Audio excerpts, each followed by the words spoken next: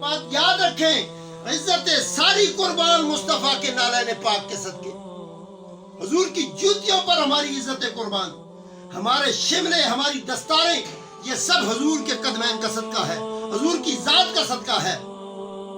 اب جس قرآن کو آپ اتنی عزت دیتے ہیں، جس کی کاٹھی کی قدر کرتے ہو، جس کے غلاف کے کپڑے کی عزت کرتے ہو، جس کے برقے کی عزت کرتے ہو، سوچو تو صحیح کہ یہ کس جگہ سے آپ کو میسر آیا؟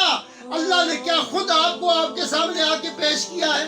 اللہ اس کو آسمان پہ بھی لکھ سکتا تھا، پہاڑوں پہ، دیواروں پہ لکھا ہوا آپ کو نظر آتا، بے ادبی بھی نہ ہوتی، گرتا بھی نہیں نیچے قرآن۔ ایسے کیوں نہیں کیا؟ اللہ نے کہا اب قرآن کو اتارنا ہے۔ وَلَوْ أَنزَلْنَا هَذَا الْقُرْآنَ عَلَى جَبَلٍ لَرَأَيْتَهُ خَاشِعًا مُتَصَدِّعًا مِنْ خَشْيَةِ اللَّهِ، کہ جب یہ پہاڑوں پر نازل کرنا چاہا نا تو پہاڑوں نے کہا اتنی طاقت ہم میں نہیں ہے۔ تو پھر یہ قرآن آیا کہاں؟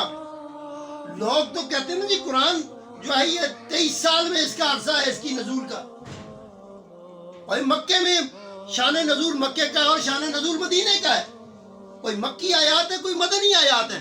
لیکن غور کرو، قرآن اس وقت بھی تھا جب قرآن یہ کہہ رہا تھا الم تر کیف فعل ربک باصحاب الفیل، اے محبوب کیا آپ نے نہ دیکھا ہم نے فیل والوں کے ساتھ کیا کیا؟